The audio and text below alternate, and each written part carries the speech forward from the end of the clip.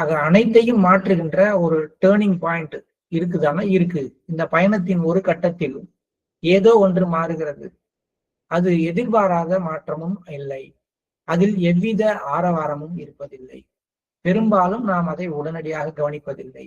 ஆனால் நமது கவனத்தின் மையம் மாறுகிறது. அதனாலதான் நிறைய பேர் என்கிட்ட எந்த மாற்றமும் இல்லை, எந்த மாற்றமும் இல்லைன்னு சொல்லிட்டே தெரியுறாங்க. நிச்சயமா அப்படி கிடையாது. இந்த டோட்டல் டிராவல்ல கட்டாயமாக நிறைய மாற்றங்கள், நம்முடைய மையங்கள் மாறிக்கொண்டே இருக்கின்றன. மையங்கள்னா நம்ம எதை மையமாக கொண்டு என்ன விஷயத்தை சிந்திக்கிறோம், எந்த விஷயத்தை பேசுறோமோ அந்த மையங்கள் மாறிக்கொண்டே இருக்கின்றன. ஏதோ ஒண்ணு மாறிக்கிட்டே இருக்கு. ஆனால் அது ஆரவாரம் இல்லாம, இப்ப நேற்று வரைக்கும் பாட்டிலோட இப்படி திரிஞ்ச உடனே திடீர்னு இன்னைக்கு துண்ணூறு பட்டையெல்லாம் போட்டு மாறினாதான் மாற்றம்னு தெரியும். எதுவுமே இல்லாம நார்மலாவே திடீர்னு கொஞ்சம் கொஞ்சமா அது மேல உள்ள ஈடுபாடு போய் அது என்னப்பா இருந்துட்டு போகுது, அது மட்டும் பக்கத்துல இருந்தா கூட அதை குடிக்காம ஒருத்தன் போயிட்டு இருக்கான்னா அப்ப எப்படி தெரியும் அவன் குடிக்காரனா, குடிய விட்டுட்டான்லாம் தெரியாது. அப்ப ஆரவாரம் இல்லாமல் வருகின்ற மாற்றம். ஏன் இந்த மாற்றம் ஆரவாரம் இல்லாம வருதுன்னா, இங்க மாற்றம் வெளிப்படுவதில்லை, அந்த மாற்றத்திற்கான மையம் மாறுகிறது. அந்த மாற்றத்தை சாதித்ததற்கான மையமே மாறி போயிடுறதுனால எனக்கே அந்த மாற்றம் தெரிவதில்லை. இந்த மையத்துல இருந்துகிட்டு அதை பார்த்தாதான் மாறினது தெரியும். நான் ஒரு சென்டர்ல இருக்கேன், ஒரு விஷயத்த மையமா வச்சு, நான் ஏற்கனவே சொன்ன மாதிரி ஜாதி உணர்வுங்கிற மையத்துல இருக்கேன். அந்த பிடிச்சுக்கிட்டு இருக்கும் பொழுது நான் ஜாதி பாகுபாடு இல்லாம பழக ஆரம்பிச்சேன்னா தான் ஓஹோ நம்மகிட்ட ஜாதி உணர்வு இல்லைன்னு தெரியும். ஜாதியை பத்திய எண்ணமே இல்லாமல் மனிதன் அப்படிங்கிற உணர்வுக்கே நான் போயிட்டேன் அப்படின்னா அப்ப நான் இந்த பாகுபாடு பார்க்கலங்கிற எண்ணம் கூட என்கிட்ட வராது. அதனால எனக்கு மாற்றம் தெரியாது. இதயம் விடுபட்ட நிலையின் மீது அவ்வப்போது கவனம் செலுத்திய போதிலும் அது முழுமையாக இன்பத்தை நாடியே இருந்தது. எப்பன்னா முன்னாடி ஒரு ஆசை இருந்துச்சு, ஆன்மீகத்துல முன்னேறணும், அதாவது ஃப்ரீ ஃப்ரம் எவ்ரிதிங், அதுக்கான நிலைக்கு நாடிய பொழுதிலும் அதனுடைய அந்த ஒரு போக்கெல்லாம் எதை நோக்கி இருந்ததுன்னா கீழான இன்பங்களை அனுபவிக்கிறதுலயே இருந்தது. ஆனால் இப்போது சென்ட்ரு மாறி போச்சு, இதயம் அப்படியே தலைகீழா திரும்பி போச்சு. இதயத்தினுடைய கவனம் முழுக்க அந்த விஷயத்தை நோக்கி, அட்டென்ஷன் எங்க போயிடுச்சு, மேன்மையான விஷயத்தை நோக்கி போயிடுச்சு. இருப்பினும் பழைய பழக்கங்களின் மீதான ஈர்ப்பு இருக்கு, தொடருது. இது எப்படின்னா விளையாட்டா சொல்லுவாங்க. எப்படி சொல்லுவாங்க, கேட்கறாங்க, போயிட்டு நான் சிகரெட் பிடிச்சிட்டு இருக்கேங்க, நான் தியானம் பண்ணலாமா? தாராளமா பண்ணுப்பா. சிகரெட் பிடிக்கிற பழக்கம் இருக்குங்க, நான் தியானம் பண்ணலாமா? நல்லா பண்ணுப்பா, நல்லது தானே. மாத்தி கேளுங்க, நான் தியானம் பண்ணிட்டு இருக்கேன், சிகரெட் பிடிக்கலாமா? அதெல்லாம் கூடாதுங்க. ரெண்டும் ஒண்ணு தானே அப்படின்னா இல்லை, மையம் வேற. தியானம் பண்ணிட்டு இருக்கவன் மேலான ஒரு மையத்தோட கனெக்ஷன்ல இருக்கான். அவன் கீழான விஷயத்தை நோக்கி அவனுடைய மையம் மாறுதுங்கிறதுனால அதை வேணாங்கிறான். சிகரெட் பிடிக்கிற பழக்கத்துல இருக்கிறவன் தியானம் பண்ண போறான்னா அவன் மையம் மாறுது, மேலான விஷயங்களை நோக்கி அவனுடைய மையம் மாறுது. அது மாதிரி இங்க என்னன்னு கேட்டா, நம்ம இந்த தொடர்ச்சியான பயிற்சிகள், இந்த முயற்சிகள் இதெல்லாம் நம்ம எடுக்கும் பொழுது, தியானம் சத்சங்கம்லாம் வரும் பொழுது மாற்றம் வெளிப்படையாக நிகழ்றதுக்கு முன்னாடி மாற்றத்தினுடைய மையம் நகர்ந்து விடுகிறது. அந்த மையம் நகர்ந்ததுங்கிறத மாஸ்டர் அழகா விளக்குறாரு. இதுக்கு முன்னாடி நீங்க என்ன பண்ணிருப்பீங்க, மேலான விஷயத்துக்கு ஆசைப்பட்டிருப்பீங்க, ஆனா கீழான விஷயத்தை நோக்கி உங்களுடைய எல்லா செயல்பாடுகளும் இருந்திருக்கும். இப்ப மையம் மாறி போச்சு. இப்ப மேலான விஷயத்துக்கு நோக்கி உங்களுடைய எல்லா எண்ணமும் அதை நோக்கி சிந்திக்குது. ஆனா அப்பப்ப பழக்க தோஷத்துல 2 சிகரெட் பிடிச்சிக்கிறீங்க, எப்பயாவது கொஞ்சம் ட்ரிங்க்ஸ் சாப்பிட்டுறீங்க, இல்ல யார் மேலேயே கோவா போட்டுறீங்க, சுத்தமா இது உங்களை ஒண்ணுமே பண்றது இல்லை. ஏன்னா உங்க சிந்தனை என்ன எல்லாம் அதை பத்தி மாறிடுச்சு. இதுதான் மாற்றத்திற்கான திருப்பு முனை அப்படிங்கிறார். இந்த சென்டர் மாறி போயிடுச்சுன்னா, இது நான் விட்டுட்டேன்னே ஒருத்தர் சொல்ல மாட்டேன். இந்த மையம் மாறிடுச்சுன்னா நான் பட்டினி கிடக்குறேன், நான் விரதம் இருக்கிறேன்னே ஒருத்தர் சொல்ல மாட்டார். சாப்பாட்டுல ஆசை உள்ள ஒருத்தர் சாப்பாட்டை நிறுத்தும் பொழுதுதான் அவர் விரதம் இருக்கிறார்.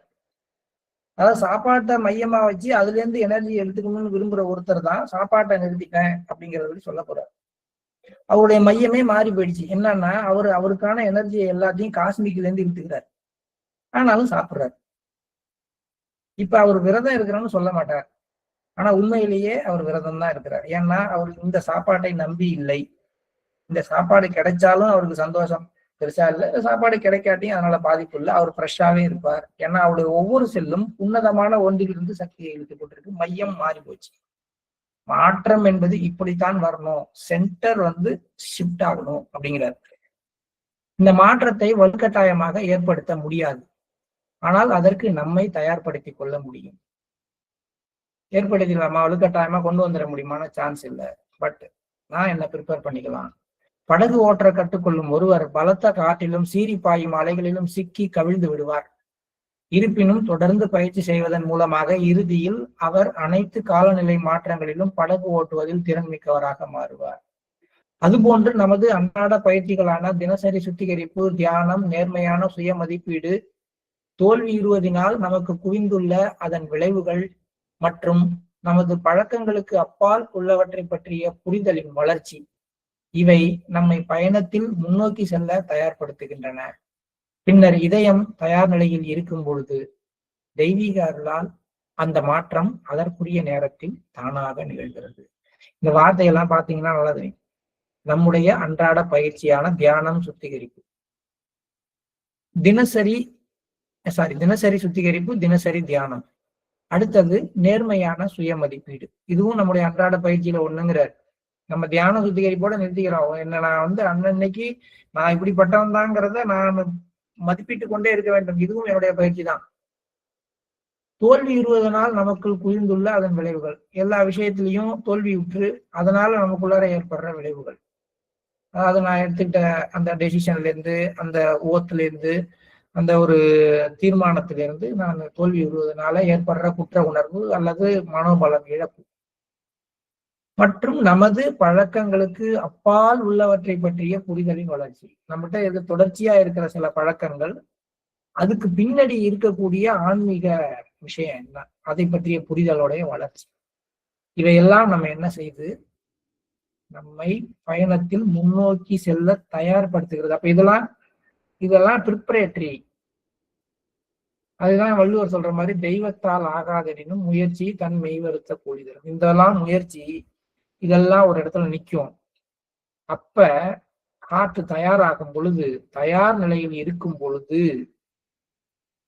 தெய்வீக அருளால் அந்த மாற்றம் அதற்குரிய நேரத்தில் தானாக நிகழ்கிறது. ஆக நான் மாறிட்டேன்னு சொல்ற சான்ஸ் யாருக்குமே இல்லைன்னு மாஸ்டர் உறுதியா சொல்றேன். அது தானாதான் நிகழும். அதுக்கு ஒரு கிரேஸ் ஒர்க் பண்ணும். அதுக்கு முன்னாடி அந்த மாற்றத்தை ஏத்துக்கிறதுக்கு தயார் பண்றது மட்டும்தான். நான் மாற்றத்துக்கு தயாராகிவிட்டேன் அப்படின்னு நீங்க சொல்லலாம். மாற்றம் தெய்வீக அருளால் தானாக நிகழ்கின்றது, அதுக்குரிய நேரம் வரும் பொழுது. ஏன்னா அதுக்கு முன்னாடி உங்களை மாத்தினா சரிபட்டு வராது. அன்னத்து பூஜை அந்த கூட்டை விட்டு வெளியில வர்றதுக்கு முண்டி முண்டி முண்டி ஓட்ட வழியா அது முழு திரவமும் அது உடம்பு உள்ளார பாஞ்சி ரெக்கைகள் வலுப்பெற்ற பிறகு நேச்சர்ல ஏதோ ஒண்ணு அது வெளியில வர்றதுக்கான உந்து சக்தியை கொடுத்து அதை வெளியில தள்ளி விட்டுருது. எந்த வண்ணத்து பூஜையாவது கூட்டுக்குள்ளார மாட்டிட்டு செத்து போயிடலாம், இல்ல வராம கிடையாது. அது போல நான் எல்லாருமே எந்த மாற்றத்தினாலையும் சிக்கி கொள்ள போவதில்லை. ஆனால் அதை முறையாக பயன்படுத்தி இதயத்தை தயார் செய்தவுடன் தெய்வீக அருள் ஒரு நாளைக்கு அந்த மாற்றம் தானாக நிகழ்கின்ற ஒரு அற்புதத்தை செய்கின்றது. தொடர்ந்து வீழ்ச்சி வரும் ஒருவருக்காக. நீங்க சொல்றதெல்லாம் சரிதான் மாஸ்டர், ஆனா எனக்கு அந்த மாதிரிலாம் ஒண்ணுமே நடக்கல. ஆரம்பிச்ச காலகட்டத்தில இருந்து ஒரே சோகம்தான், எதுவும் என்னால செய்ய முடியல, என்னுடைய கஷ்டங்கள்ல இருந்து என்னால விடுபட முடியல, என்னுடைய மனநிலை மாறவே மாட்டேங்குது, நான் அப்படியேதான் இருக்கேன். இதை நீங்கள் படித்து உங்களுடைய போராட்டத்தை நீங்கள் உணர்கையில் அந்த வீழ்ச்சிகள் வீண் போகவில்லை என்பதை அறிந்து கொள்வீர்கள். அப்ப இந்த மெசேஜை திருப்பி திருப்பி படிச்சீங்கன்னா தெரியும், நீங்க ஒவ்வொரு முறையும் டெவலப் ஆயிட்டே வர்றீங்க. அன்னைக்கு இருந்த ஆள் நீங்க கிடையாது. ஒரு 2-3 வருஷத்துக்கு முன்னாடி இதே பழக்கத்தினால உங்களுக்குள்ளார ஏற்பட்ட மனக்குமைவு இன்னைக்கு இருக்காது. அன்னைக்கு அதுல எத்தனை மாதிரி தவறி விழுந்தீங்களோ அந்த மாதிரி இல்லாம ஒரு நிதானம் வந்திருக்கும். இன்னைக்கு அந்த ஃப்ரீக்குவன்சி குறைஞ்சிருக்கும். அன்னைக்கு 100 தடவை பண்ண தப்ப இன்னைக்கு 10 தடவை தான் பண்ணிட்டு இருப்பீங்க. இதெல்லாம் மாறிக்கிட்டு இருக்குங்கிறத நீங்கள் புரிந்து கொள்வீர்கள். ஏனென்றால் நீங்கள் அடைந்த வீழ்ச்சிகள் வீண் போகவில்லை. அவை ஒவ்வொரு சரிவும் உங்களுக்குள் ஏதோ ஒன்றை, ஒரு மனோபலத்தை, ஒரு லேர்னிங்க, ஒரு ஸ்டெபிலிட்டிய கொடுத்திருக்கு. ஒவ்வொரு மீட்டெழுதலும் ஏதோ ஒன்றை உருவாக்கி உள்ளது. இந்த சுமையை நீங்கள் உணர்கிறீர்கள் என்பதே உங்களுக்குள் இருக்கின்ற ஏதோ ஒன்று இன்னும் உங்களை விட்டு செல்லவில்லை என்பதை காட்டுகிறது. ஒண்ணும் வேணாங்க, இந்த பழக்கம் எனக்கு சுமையா இருக்குன்னு நீங்க உணர்ந்தாலே கூட இன்னும் அந்த பொட்டன்ஸ் உங்களுக்குள்ளார இருக்குங்கிறது தானே. அப்ப நீங்க ஏன் கவலைப்படுறீங்க? ஏன் ஒண்ணும் இல்லாதவங்கன்னு நினைக்கிறீங்க? ஏன் உங்களால முடியாதுன்னு நினைக்கிறீங்க? ஏன் உங்களுக்கு இதெல்லாம் சாத்தியம் இல்லைன்னு நினைக்கிறீங்க? தயவு செஞ்சு நினைக்காதீங்க. இப்ப எந்த அளவுக்கு கீழே வந்து ஒவ்வொரு நாளும் மனதுல வந்து தோல்வியினால துவண்டு நம்மளாலாம் முடியலையேன்னு ஏங்கிக்கிட்டு இருக்கிற ஒரு அபியாசியையும் தாய் அன்போடு அரவணைச்சு எங்கேருந்து ஆரம்பிச்சு எங்க வந்து முடிக்கிறார் மாஸ்டர். தட்டி கொடுக்குறாரு, வாங்க ஒண்ணும் கிடையாது, இதெல்லாம் இருந்தாதான் வாழ்க்கை. எந்த குருநாதர் இது மாதிரி சொல்லுவார்? சீடன்ட்ட குற்ற உணர்வை ஏற்படுத்தி அதை செய்ய வச்ச அதனாலதான்னு சொல்ற மாஸ்டர் கிடையாது. நம்ம மாஸ்டர் எப்படின்னா எல்லாத்தையும் சொல்லி எல்லாத்துக்கும் விளக்கம் சொல்லி கவலைப்படாத, முன்னாடி மாதிரி நீ கிடையாது, தொடர்ந்து வீழ்ச்சி அடைந்து கொண்டு இருக்கிறாயா, கவலைப்படாத, நிச்சயம் நீ மாறிக்கிட்டு இருக்க பாரு, ஒவ்வொரு மீட்டெழுதலும் உனக்குள் ஏதோ ஒன்றை உருவாக்கி உள்ளது பாரு, உனக்குள்ளால இது சுமையா இருக்குன்னு நீ உணர்றதே உனக்கு வளர்ச்சி தான்ப்பா, அதை பாரு. இந்த அளவுக்கு கீழே இறங்கி வர்றாரு. இப்போது தேவைப்படுவது என்ன அப்படின்னா, அதே மாதிரியான முயற்சியை அதிகம் மேற்கொள்வது அல்ல, மாறாக நம் விருப்பம் எதன் மீது உள்ளது என்பதில் ஏற்படும் மாற்றம் தான். ஒண்ணே ஒண்ணுதான். எல்லாம் ஆழ்ந்து பாரு, நீ ஏன் இதை செய்யறங்கிறத நான் மாத்திக்கிற முயற்சி நீ திருப்பி நல்லா வலுவா செய்யும் நான் சொல்ல. ஆனால் இதை செய்யறதுல உன் மனசு விருப்பம் இருக்கு பாத்தியா, அந்த விருப்பத்தை மாற்றிக்கொள்ள முயற்சி பண்ணுப்பா, அது போதும். சிகரெட்டு குடிக்கிறது தப்புன்னு சொல்ல, சிகரெட்டு குடிக்கிறது மேல விருப்பத்தை எடு முதல்ல. நீங்க அது அது அது உன் மனசு விரும்புது, நீ எதை விரும்புறியோ அதை செய்யும் போது நீ சந்தோஷப்படுற. இப்ப நீ அதை விரும்பல அப்படின்னா உனக்கு அதுல சந்தோஷம் கிடைக்காது. சந்தோஷம் கிடைக்காத எந்த ஒரு பழக்கமும் நடக்காது. சிகரெட்டை தான் சொல்ல முடியும், தண்ணியை தான் சொல்ல முடியும், எவ்வளவு பழக்கங்கள் இருக்கு, கெட்ட பழக்கங்கள் நம்ம கிட்ட, எல்லாத்தையும் சொல்ல முடியாது.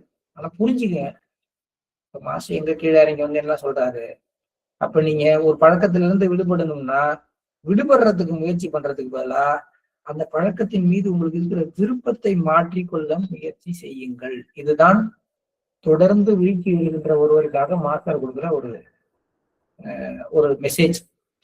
அதற்கான சில ஆலோசனைகள். உங்களால் நிறைவேற்ற முடியாத உறுதிகள் எடுப்பதை நிறுத்துங்கள். ஃபர்ஸ்ட் ஒன், முதல் பாயிண்டே அதுதான். முதல்ல ரெசல்யூஷன் எடுக்காதீங்க. என்ன முடியும் உங்களுக்கு நல்லா புரிந்து கொண்டு உங்களால என்ன நிறைவேற்ற முடியுமோ அந்த உறுதிகளை எடுங்க. கொஞ்சமா கொஞ்சமா உறுதி கொடி கொடுத்து அதை சிறப்பாக நிறைவேற்ற பாருங்க. நம்ம நிறைய பேசிட்டோம். ஆனா அதுக்கு பதிலாக ஒரு நேர்மையான மதிப்பீடு, உங்களை நேர்மையாக மதிப்பிட்டு உங்களுடைய வீக்னஸ் என்ன ஸ்ட்ரென்த் என்னங்கிறத நோட் பண்ணி குறிச்சு வைங்க. அதை எழுதும் பொழுது அதுக்கு புறக்காரணிகள் எதுவும் சப்போர்ட் பண்ணக்கூடாது. இதனால நான் ஸ்ட்ரென்த்தனா இருக்கேன், இதனால வீக்கா இருக்கேன், நான் என்ன அப்படின்னு பார்த்து எழுதுங்க. உங்களுக்குள் விடுபட்ட நிலை மீதான உங்களுக்கு உண்மையான இயக்கம் எந்த அளவிற்கு உள்ளது? ஃப்ரீடம் ஃப்ரம் ஆல், எல்லாத்திலிருந்தும் விடுபட்டு லிபரேட் ஆகி நிக்கணும், எதுவும் என்னை பாதிக்க கூடாது, அந்த மாதிரி ஒன்றாக நான் மாற வேண்டும்ங்கிற இயக்கம் உங்களுக்கு எந்த அளவுக்கு இருக்கு? அதனை உங்கள் விருப்பங்களின் மீதான பழக்கங்களினால் நீங்கள் எந்த அளவுக்கு ஈர்ப்படுகிறீர்கள் என்பதோடு ஒப்பிடுங்கள். இதெல்லாம் நமக்கு மாஸ்டர் கொடுத்துருக்க சஜஷன். இதெல்லாம் தான் முன்னாடி பேசிட்டே வந்தேன். இங்க கன்சாலிடேட்டா சொல்றேன். இந்த பக்கம் லிபரேஷன் அல்லது ஃப்ரீடம், அது மேல உங்களுக்கு இருக்கிற விருப்பத்தையும் உங்களுடைய தொடர் பழக்க வழக்கங்கள்ல உங்களுக்கு மகிழ்ச்சி ஏற்படுறது இல்லையா, அதனால எந்த அளவுக்கு அதுல ஈர்க்கப்படுகிறீர்கள் என்பதையும் ஒப்பிட்டு பாருங்க, கம்பேர் பண்ணுங்க. இன்னைக்கு மூவி பாக்குறப்ப நான் எவ்வளவு சந்தோஷப்படுறேன், அதே நேரத்துல அந்த விடுபட்ட நிலையை கொடுக்குற தியானத்தை செய்யறதுக்கு நான் இந்த அளவுக்கு விருப்பப்படுறேன். கம்பேர் பண்ணி பாருங்க. இன்னைக்கு துல்லியமாகவும் தயக்கமின்றியும் இருங்கள், மேலும் அதனை சார்ந்த ஈர்ப்புகளை பற்றிய புரிதலையும் ஏற்படுத்தி ரொம்ப ரொம்ப ரொம்பவும் ஒரு மைனூட்டா அக்யூரட்டா நீங்க உங்களை நீங்கள் மதிப்பிடுங்கள். உங்களை பத்தி உங்களுடைய மதிப்பீடுகளை எந்த தயக்கம், ஐயோ இதெல்லாம் பத்தியா நம்ம பேச முடியும், இறங்கி பேசி தயக்கமின்றி உங்களை நீங்களே மதிப்பிடுங்கள். எதை ஒன்றை மாற்றிக்கொள்வதற்கும் தள்ளி போடாதீர்கள், ஒத்தி போடாதீர்கள், தயக்கப்படாதீர்கள். மேலும் அதனை சார்ந்த ஈர்ப்புகளை பற்றிய புரிதலையும், இந்த ஈர்ப்புன்னா இது எதனை சார்ந்து உருவாகுது, இந்த பழக்கம்னா இதுக்கு அடிப்படையில ஸ்பிரிச்சுவலா என்ன நேச்சர் எனக்குள்ளார இருக்கு, அந்த புரிதலை ஏற்படுத்திக் கொள்ளுங்கள். பிறகு இந்த கேள்வியை உங்களிடமே கேட்டுக்கொள்ளுங்கள். இந்த விகிதாச்சாரங்களை எவ்வாறு மாற்றி அமைப்பது. இதெல்லாம் வந்த பிறகு திரும்பி கேளுங்க, எனக்கு வேர்ல்டு லைஃப் மேல இருக்கிற அட்டாச்மெண்ட், ஸ்பிரிச்சுவல் லைஃப் மேல இருக்கிற அட்டாச்மெண்ட், ரெண்டுலையும் பேலன்ஸ் பண்ணி இந்த விகிதாச்சாரங்களை இந்த பக்கம் மாத்தி போட என்ன செய்யணும்? அது மனோபலத்தினாலோ தார்மீக முயற்சிகளாலோ நிகழாது. எந்த அளவுக்கு நீங்க வில் பவரோட இருந்தாலும் இந்த விகிதாச்சாரம் மாறாது. ஆனால் கீழான ஒரு விஷயத்திற்கான தேடலை புறக்கணித்து உயரிய விஷயத்திற்கான தேடலை வளர்த்து கொள்வதன் மூலமே அது சாத்தியமா. எதை தேடி போறீங்க, எதை நாடி செல்கிறீர்கள்? அது கீழான விஷயமா, சினிமாவா, போதையா, பெண்கள் பழக்கமா, நண்பர்கள் வட்டாரமா, செய்தியா, அரசியலா? இதை புறக்கணித்து தியானம், சுத்திகரிப்பு, பிரார்த்தனை, ஆன்மீக விஷயங்கள், பரிணாம வளர்ச்சி, இதை நோக்கி நீங்கள் செய்யணும்.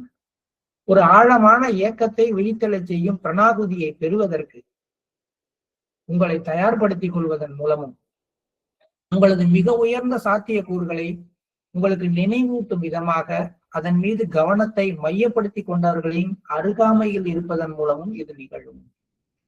திரும்பியும் முன்னாடி சொன்ன எல்லாத்தையும் திருப்பி கொண்டார். நீங்க உங்க மனோபலத்தின் மூலமாக அல்லது தார்மீகமாக நான் நியாயமான நல்லவனாக இருக்கிறதுக்கு முயற்சி பண்றதன் மூலமாக எல்லாம் நீங்க இந்த மாற்றத்தை உங்களுக்குள்ளார உண்மையாக கொண்டு வர முடியாது. கொண்டு வர்றதுக்கான வழிகளை வரிசைப்படுத்துறார். கீழான விஷயங்களை தேடி போறதை நிறுத்திட்டு உயரிய தேடல்களை வளர்த்துக் கொள்ளுங்கள். ஆழமான இயக்கத்தை விழித்தெழச் சொல்கின்ற பிராணாபூதியை பெறுவதற்கு உங்களை தயார்படுத்திக் கொள்வதன் மூலமாக உயர்ந்த சாத்திய கூறுகளை உங்களுக்கு நினைவூட்டும் விதமாக அதன் மீது கவனத்தை மையப்படுத்தி கொண்டவர்களின் அருகாமையில் இருப்பதன் மூலமும் இது நிகழும். நியர் டு த மாஸ்டர், அவரை அருகாமையில் வைத்துக் கொள்ள முயற்சி பண்ணுங்கள். எப்பயும் அதுக்குதான் மாஸ்டரை பக்கத்துல வச்சுக்கோங்க.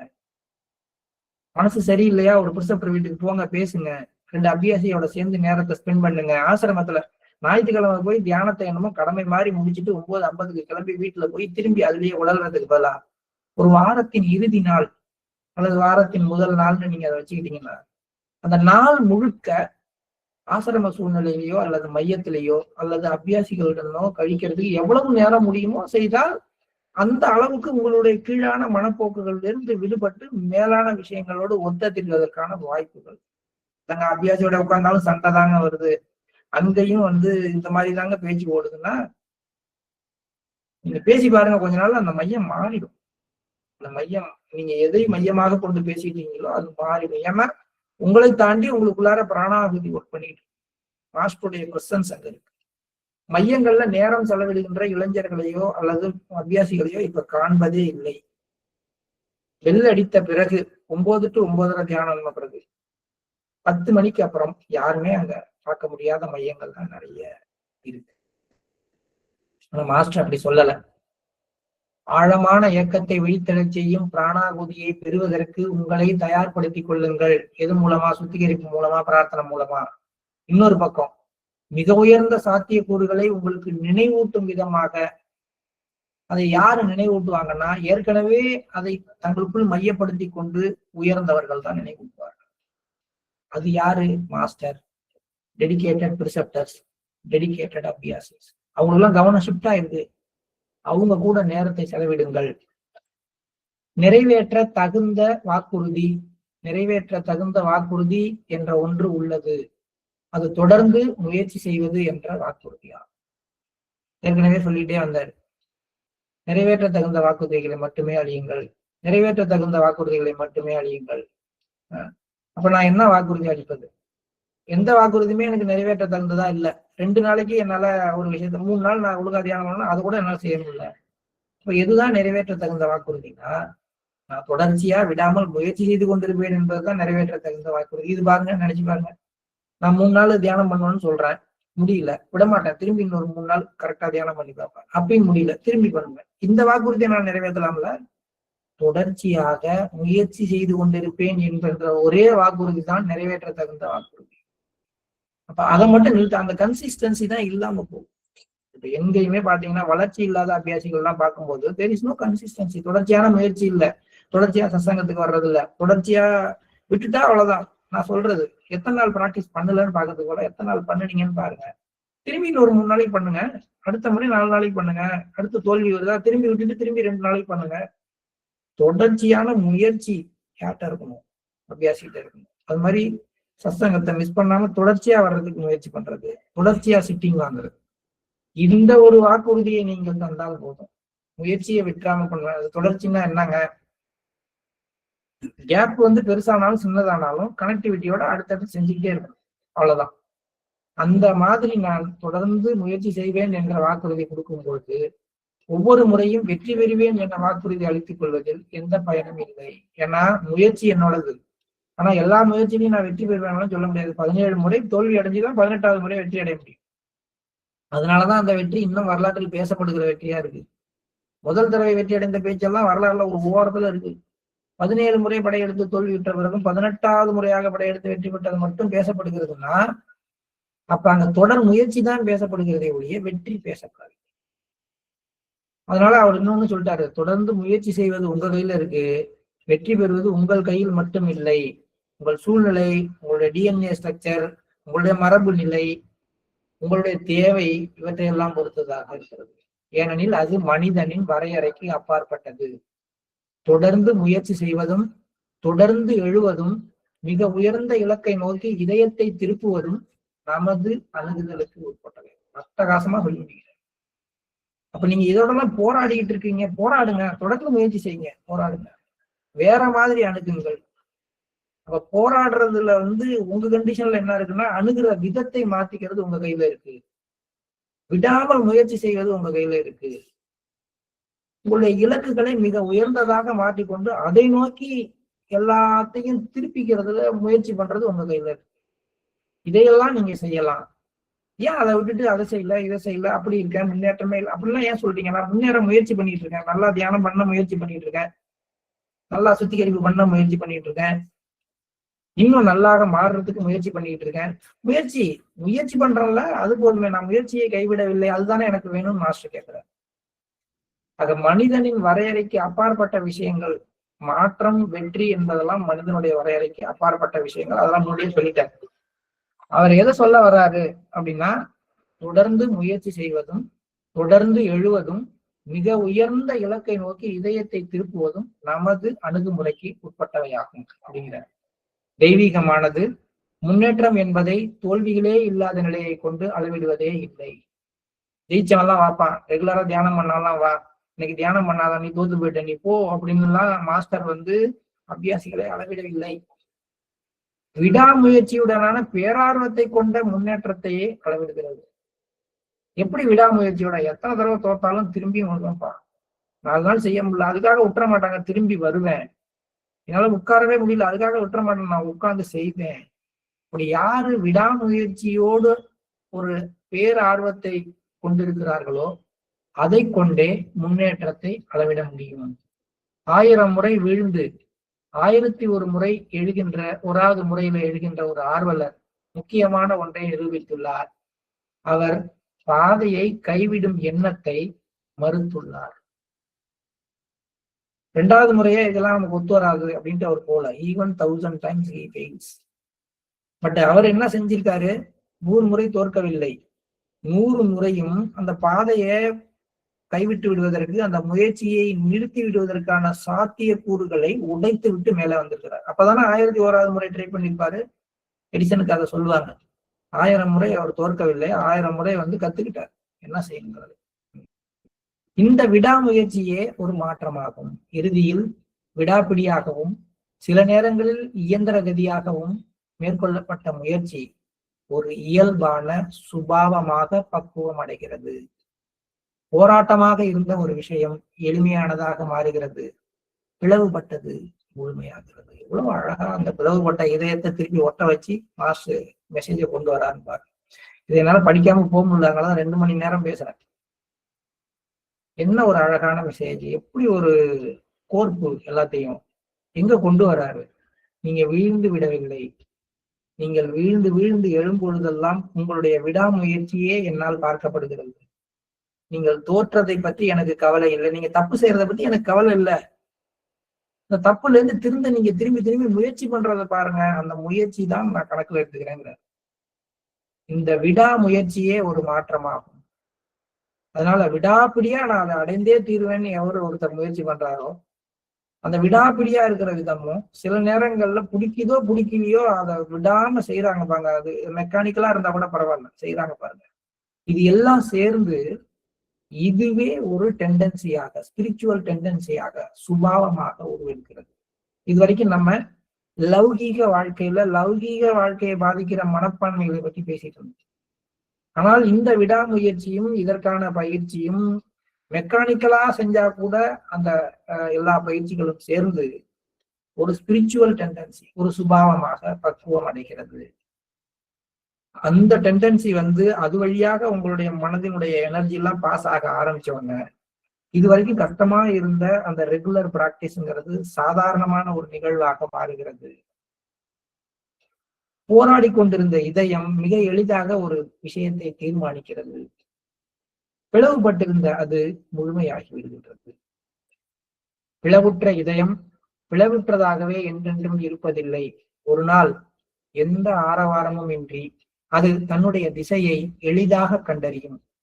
அவ்வாறு கண்டறியப்படும் போது முன்பு ஏன் வேறு திசையில் பயணித்தோம் என்று அதே இதயம் வியப்படையும். உள்முகமாக நடக்கின்ற போர் உண்மையானது. பாதையில் நம்மை இட்டு செல்வது உண்மையான இயக்கம் மட்டுமே. அதன் பலன் உணர்வுறு நிலையின் செயல்பாட்டில் ஏற்கனவே உள்ளது. உண்மை நிலைத்திருக்கும், பொய் மறைந்துவிடும். ஒத்ததிர்வு நிரந்தரமாக மாறும் வரை மீண்டும் மீண்டும் உண்மையுடன் உங்களை ஒத்திசைவாக அமைத்துக் கொள்வதே உங்கள் பணியாகும். அந்த ஒத்திசைவே விடுபட்ட நிலையை அடைதலாகும். அது உங்களை ஆதி நிலைக்கு திரும்பி வர அழைக்கிறது. ஓம் சாந்தி சாந்தி சாந்தி. அன்புடனும் மரியாதையுடன் கவனிச்சுள்ளது. இந்த கடைசி பாரா படிக்கும்போது இதயம் நெகிழ்கிறது. அந்த மாதிரிதான் மாஸ்டர் அதை முடிச்சிருக்காரு. பிளவுபட்ட இதயத்தை பத்தி கவலைப்படாதீங்கன்னு தான் சொல்றாரு. இவ்வளவு நேரம் இதெல்லாம் பேசினாரே, நம்ம இதயங்கள் பிளவுபட்டிருக்கேன்னு நம்ம வருத்தப்பட்டிருக்கோம். கவலைப்படாதீங்கன்னு எவ்வளவு ஆறுதலாக ஒரு அன்னை போல அப்படியே அரவணைச்சு கொண்டு அது அப்படியே இருக்க போறது இல்லை, நிச்சயமா மாறப்போகுதுன்றார். நிச்சயமா மாறிடும். நீங்க பாத்துக்கிட்டே இருங்க, நீங்க இந்த பயிற்சியை செய்யுங்க, என் கூட இருங்க, மாறிடும். முழு நம்பிக்கை கொடுக்கிறார். இந்த பிளவுற்ற இதயங்களுக்கு முழுமையான நம்பிக்கை கொடுக்கின்ற ஒரு மெசேஜ். நம்முடைய ஒவ்வொரு மன காயத்துக்கும் மருந்து போடுற செய்தி இது. நம்ம இதயங்கள் மீண்டும் அந்த முழுமையடையும் பொழுது ஏன் நம்ம இதுக்காகலாம் இவ்வளவு போராடிக்கிட்டு இருந்தோம் அப்படின்னு நாமே ஆச்சரியப்படுற ஒரு நிலை வரும் அப்படிங்கிறார். உங்களுக்குள்ளார நீங்க உள்முகமாக போராடிக்கிட்டு இருக்கீங்கல்ல, அது உண்மையான போர். அது நடக்கட்டும். பாதையில் நம்மளை இட்டு செல்வது, இந்த போருக்கு நடுப்புற நம்மளை ஒரு சரியான பாதையில எடுத்துட்டு போறது எதுன்னா உண்மையான நம்முடைய இயக்கம் எதுவோ அதுதான் எடுத்துட்டு போகுது. அந்த உண்மையான இயக்கத்தோட பலன் என்ன? உணர்வுறு நிலையின் செயல்பாட்டில் அது ஏற்கனவே அது இருக்கிறது. இந்த இயக்கம் அதனுடைய பலன் நம்முடைய கான்சியஸ்குள்ளார ஏற்கனவே ஆக்டிவ் ஆயிருக்கு. உண்மை எப்பொழுதும் நிலைத்திருக்கும், பொய் மறைந்துவிடும். அதனால நம்ம என்ன செய்யணும்? தெய்வீகத்தோடு ஒத்ததிர்வை ரெசனேட் ஆகணும். அந்த ரெசனேஷன் அப்பப்ப நடக்கும், அப்பப்ப போயிடும். ரெசனேட் ஆகிறப்பெல்லாம் போராட்டம் இல்லாம நம்ம இருப்போம், உன்னதமான ஒன்றுக்காக இருப்போம். ரெசனேஷன் குறையும் பொழுதெல்லாம் மாறிடுவோம். இருந்தாலும் விட மாட்டோம். தொடர்ந்து தெய்வீகத்தோடு ஒத்ததிர்வதற்கு முயற்சி செய்து கொண்டே இருப்போம். உண்மையான ஒன்றிற்காக அதோடு திரும்பி ஒத்ததிர ரெசனேட் ஆக அந்த ஒரு விடுபட்ட நிலையை அடைவதற்காக முயற்சி பண்ணுவோம். எவ்வளவு நாளைக்கு இந்த முயற்சி? இந்த ஒத்ததிர்வு அதனோடு நிரந்தரமாகும். அதுவும் இதுவும் எப்பொழுதும் நிரந்தரமாகவே ஒரே மாதிரி அதிர்வடைகிறப்ப ரெண்டு ஒன்னாயிட போகுது. இப்ப என்ன ஆகுது? கொஞ்ச நேரம் ஒத்ததிருது. தியானத்துல ஒரு நிமிஷம் அந்த நிலைமைக்கு போய் சத்திய நிலைதான் என்னுடைய நோக்கங்கிற மாதிரி இது டக்குனு கீழே வந்து அப்புறம் ஒரு கண்டிஷன் கொடுக்குறாரு, ஒரு 4 நாளைக்கு ஒத்ததிர்கிறோம் தெய்வீகத்தோடு. பிறகு நம்ம கீழ்நிலை மனதோடு ஒத்ததிர ஆரம்பிக்கிறோம். இந்த தொடர் முயற்சி போராட்டத்தின் இறுதியில தெய்வீகத்தினோட ஒத்ததிர்வானது மீண்டும் மீண்டும் வரணும். அது எவ்வளவு நாளைக்கு வரணும்னா நிரந்தரமாக மாறும் வரை மீண்டும் மீண்டும் உண்மையுடன் உங்களை ஒத்திசைவாக அமைத்துக் கொள்வதே உங்கள் பணியாகும். அந்த ஒத்திசைவே விடுபட்ட நிலையை அடைதலாகும். அது உங்களை ஆதி நிலைக்கு திரும்பி வர அழைக்கிறது. அன்புடனும் மரியாதையுடன்.